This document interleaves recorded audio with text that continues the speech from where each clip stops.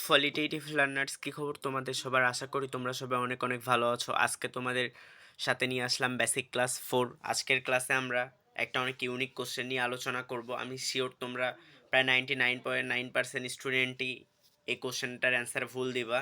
তো চলো দেখা যাক কী এমন কোশ্চেন। এই কোশ্চেনটা অ্যাকচুয়ালি 41তম বিসিএস এর কোশ্চেন এবং অনুরূপ কোশ্চেন ঢাবি, চবি, রাবি সহ অনেক বিশ্ববিদ্যালয়ে আসে থাকে। তো চলো কোশ্চেনটা নিয়ে আলোচনা করা যাক। Call me if you have any problems regarding your work. আমাকে বলিও যদি তোমার কোনো প্রবলেম থাকে তোমার কাজে। Call me if you have any problems regarding your work. Here regarding is a or an. রিগার্ডিংটা কি? এ নাম্বার অপশন আছে জিরান্ড, বি নাম্বার অপশন আছে অ্যাপোজিশন, সি নাম্বার অপশন আছে অ্যাডজেক্টিভ, ডি নাম্বার অপশন আছে preposition. এখানে অ্যান্সারটা তোমরা যেহেতু দেখা যাচ্ছে তো তোমরা বুঝতেছো এখানে প্রিপোজিশন হবে।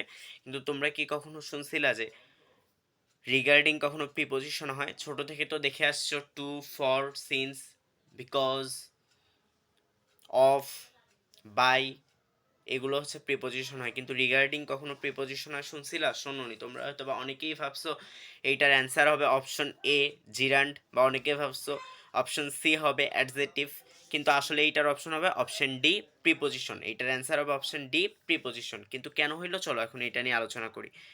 আমরা জানি সাধারণত নাউন বা প্রোনাউনের আগে প্রিপোজিশন বসে। নাউন বা প্রোনাউনের আগে কি বসে? প্রিপোজিশন বসে। এখানে দেখো regarding your problem, regarding your problem, এখানে ইয়োরটা হচ্ছে একটা তোমার প্রোনাউন। এইটা অ্যাকচুয়ালি পজিটিভ প্রোনাউন। তো যেহেতু পজিটিভ প্রোনাউন তো আমরা জানি যেহেতু প্রোনাউনের আগে কি বসে? প্রোনাউনের আগে প্রিপোজিশন বসে। আশা করি তোমরা সবাই ক্লিয়ার হয়েছো সব। কোয়ালিটেটিভ লার্নিংটা ফলো দিয়ে আমাদের পাশেই থাকো। ধন্যবাদ, দেখা হচ্ছে পরবর্তী ক্লাসে ইনশাল্লাহ।